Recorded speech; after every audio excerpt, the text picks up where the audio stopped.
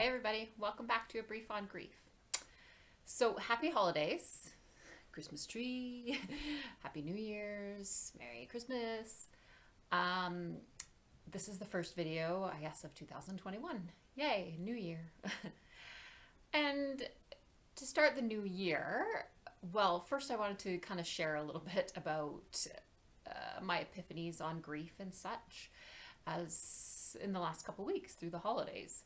And this concept that kind of came to me today with the help of my lovely therapist about resilience and grief resilience is the term I'm thinking of. So as some of you may know, for who are friends and in my circle, a couple weeks ago, like about 10 days or so before Christmas, I was involved in a really scary, psychologically scary mind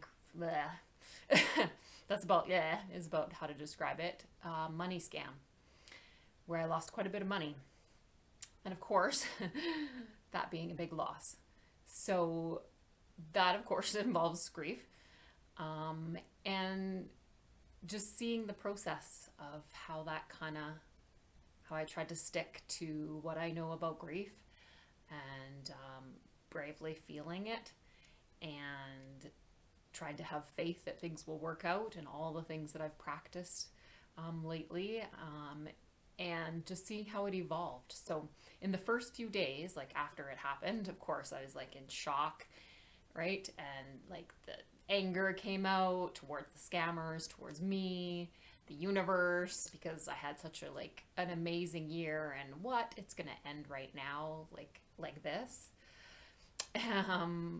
Sadness, fear, of course, involving money, having a bunch of money taken from me. How am I going to recover from that? All those, just a whirlwind of feelings, a whirlwind of grief feelings. So I courageously just felt that in the first few days, punched pillows and talked to people that I cared about, reached out for help, all that kind of stuff.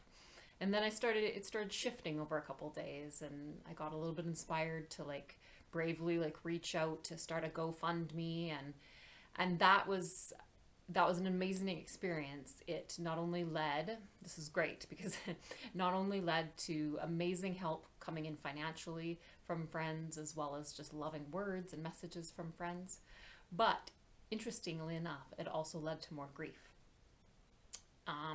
To actually the other area and the deepest area of my pain, which I've talked about before, I think I mentioned in the previous video, the loss involved with failed connection or feeling disconnected from people. So, of course, there were some people that I reached out to that I never heard from. Of course, there's some grief in the people that I reached out from, maybe they couldn't help. That's fine. I was able to accept that they couldn't help, but those people, had loving words and energy to share with me, right? So that was, fabulous too.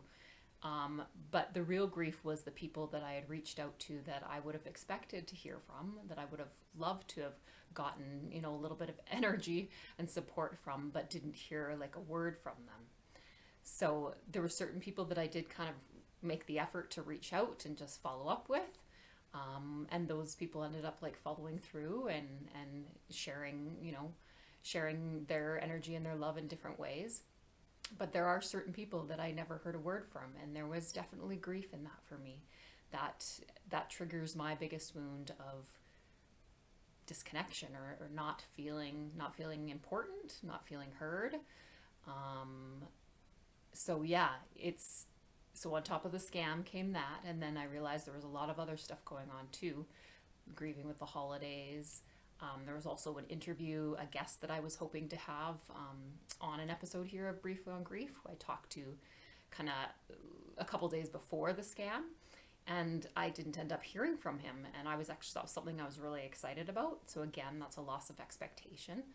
And I kind of looked at him a little bit different too, because I really expected to hear from him. And I didn't expect him to not follow through. So there was a couple layers of grief there too. So it was interesting because the first couple of days was, I felt a lot, and then I got inspired with the GoFundMe and felt, really loved and so much gratitude coming in, but at the same time feeling grief and pain from the people I didn't hear from, kind of like a whirlwind. And underneath all of that, which I didn't realize until it was for about like a week or so after the scam, and so into the second week after, I was just feeling so run down, and I was just like, is this still, because of what went on and how I was feeling and the stress of it all? And I was like, maybe, but it kind of persisted for like a good 7 to 10 days or a while, and I was just like, my body was reacting. And I know from previous experience that my body likes to react the way it did when it's in fear. So I was like, well, I have faith that, because I had faith that it was all going to work out. But I was just like, my body's telling me I'm in fear right now, but I'm not feeling it a lot right now. So I think even in all of that, the grieving that I was doing and the awareness of the things that I would be grieving, a little bit as I went, I was still had that fear stuck underneath that I wasn't fully allowing, obviously. And when I realized, where is that fear coming from? It's actually coming from, of course, I had an appointment at the bank, and I sensed that they would be able to help me, but what if they couldn't? And it was that what if panic and fear that I didn't have that backup plan, that I was just, my backup plan was the universe. The universe was going to come through for me somehow. And that was scary. So I've spent some time feeling that fear and acknowledging that fear again, like bravely.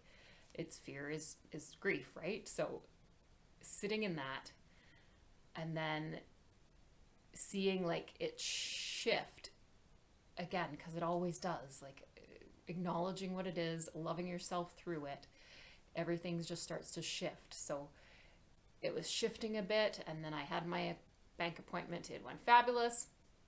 Anyway, this is kind of I wanted to give you a recap of what had gone on in a couple weeks and the up and down reality of what grief is, right?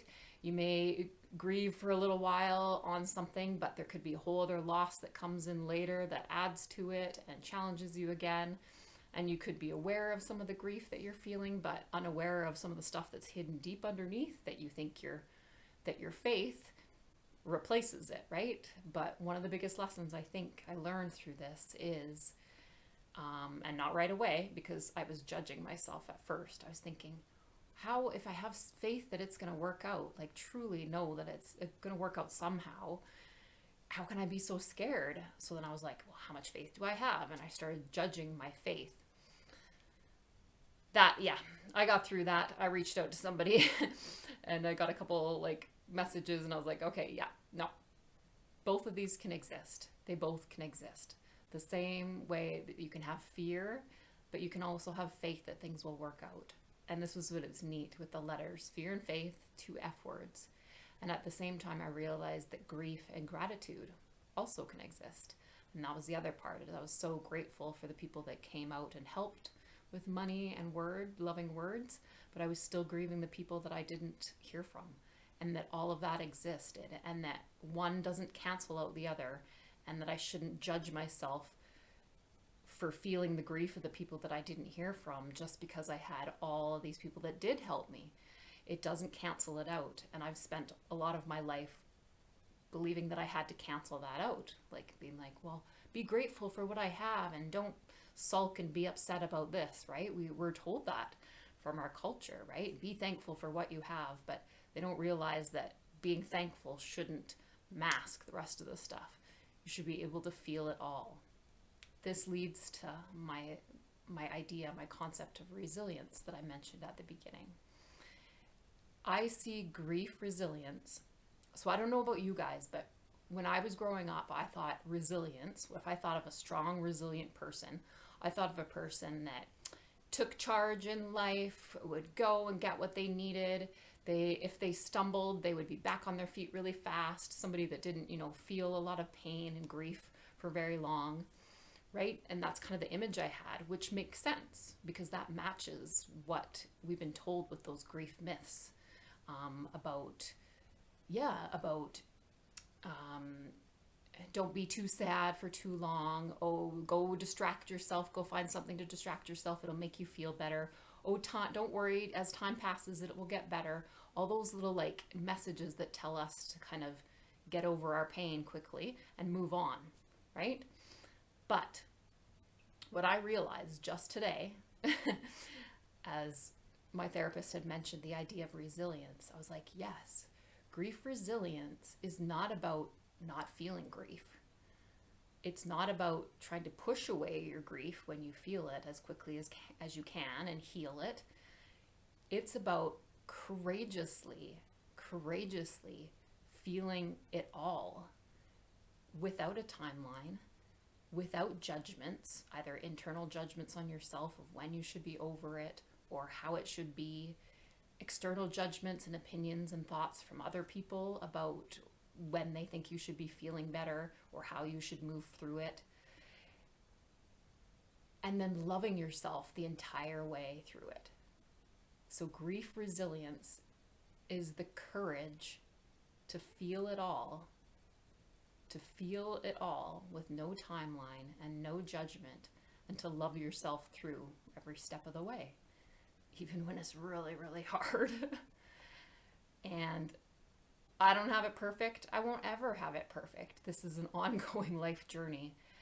But as I was saying to my therapist this morning when we were talking about this, in tears, like amazing, happy, expanding tears, was that the concept of understanding grief and loss in the way that I do now, and allowing for it the way I do now, and knowing that it's not the end of the world, knowing that I'm not going to be stuck in it forever, is completely life altering. It's a totally different way than I used to look at life. I used to run around fearing and being in anxiety all the time, fearing loss and fearing that I wouldn't handle when I lost things or when people hurt and disappointed me.